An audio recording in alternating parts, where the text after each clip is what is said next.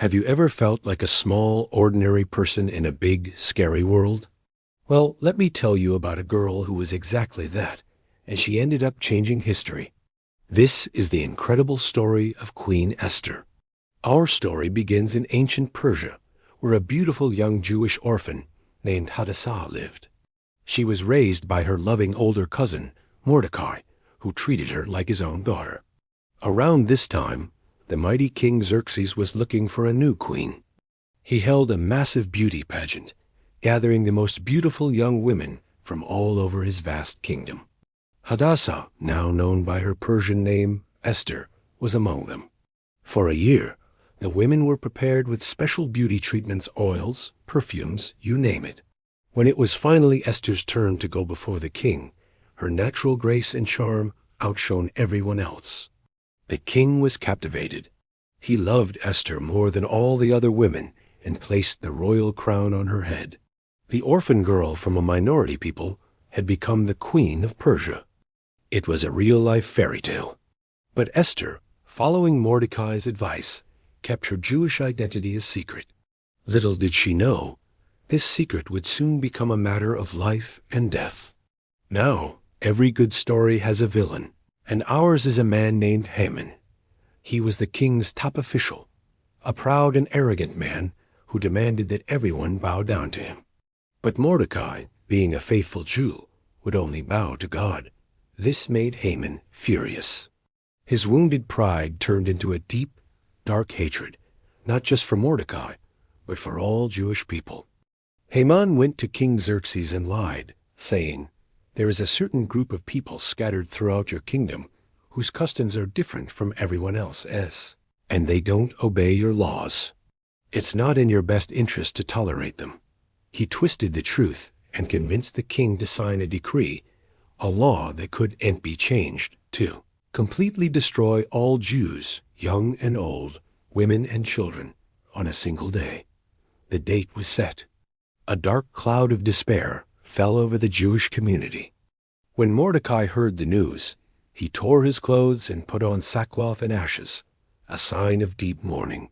He sent a message to Queen Esther, telling her everything and begging her to go to the king and plead for her people. But this was a terrifying request. There was a strict law in the palace. Anyone who went to the king without being summoned would be put to death, unless the king held out his golden scepter. Not even the queen was exempt. Esther hadn't even been called to see the king for 30 days. She was scared, and rightfully so. She sent a message back to Mordecai, explaining the danger. But Mordecai's reply was powerful and unforgettable.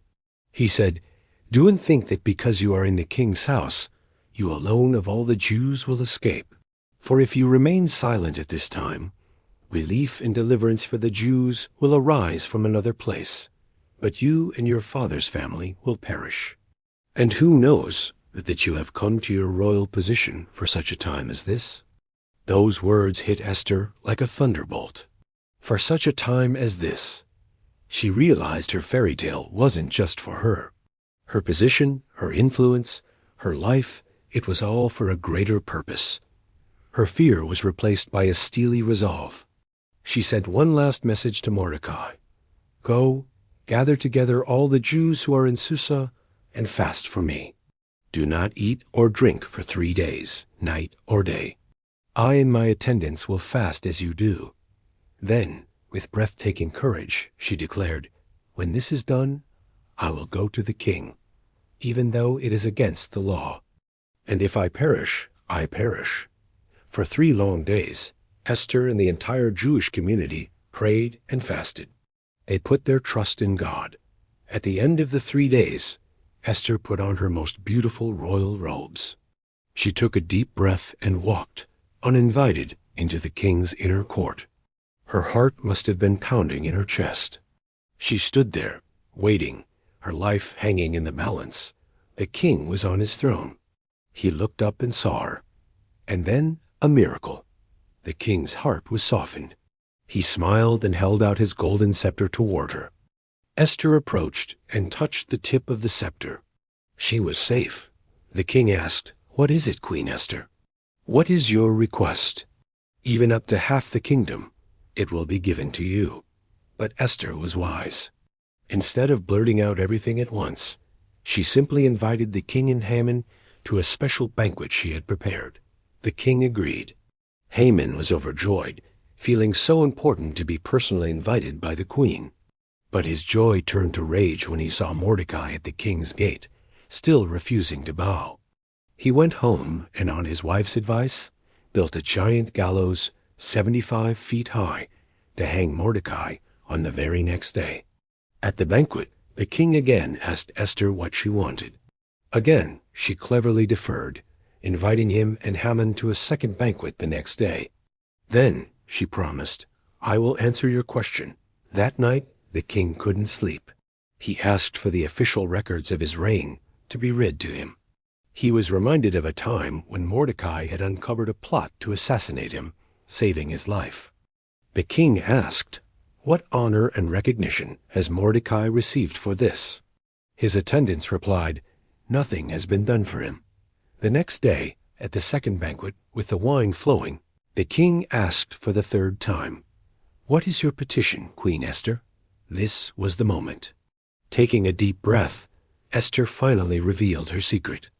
"If I have found favor with you, your majesty, and if it pleases you, grant me my life. This is my petition. And spare my people, this is my request. For I and my people have been sold to be destroyed, killed, and annihilated." The king was shocked. Who is he? Where is the man who has dared to do such a thing? And Esther, looking directly at the evil official, said, "The adversary and enemy is this vile Haman." The king flew into a rage. He stormed out into the palace garden. Haman, terrified, fell on Esther's couch to beg for his life. Just then, the king returned and saw Haman in this position, misinterpreting it as an attack on the queen. That was the last straw. The king's decision was swift and final. One of the king's attendants pointed out, "Look, a gallows 75 feet high stands by Haman's house, which he had prepared for Mordecai." Who spoke up to help the king? The king roared, "Hang him on it." And so, Haman was executed on the very gallows he had built for Mordecai. Poetic justice indeed. But the danger wasn't over. The evil decree to kill the Jews was still in effect and couldn't be revoked. So, the king gave Esther and Mordecai his permission to write a new decree. This new law allowed the Jews to assemble and defend themselves against anyone who might attack them on the appointed day.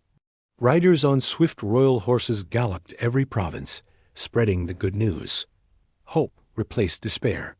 When the day came, the Jews were ready. With the king's authority behind them, they successfully defended themselves against their enemies. The entire plot was turned on its head. It was a day of deliverance and great joy. To celebrate this amazing turnaround, Mordecai established an annual festival called Purim. To this day, Jewish people celebrate Purim with feasting, giving gifts, and remembering how a brave orphan girl risked everything and saved her people. It's a joyful celebration, a reminder that even in the darkest of times, hope can triumph. Even the horses that carried the good news seemed to rejoice in the victory. The story of Esther is more than just an ancient tale. It's a powerful reminder for you and me. Think about your life right now. Where you are, the people you know, the skills you have. It's not an accident. God has placed you in your unique circumstances for a reason. Like Esther, you might be facing something that seems impossible or scary. You might feel small or powerless. But remember Esther's courage. She stepped up when it mattered most. You too have a purpose, for such a time as this moment. You can be brave. You can make a difference right where you are. Be brave like Esther, and trust that you are exactly where you need to be. Thanks for watching our story today. We hope it inspired you. Remember to subscribe for more amazing stories like this one. Good night and sleep well.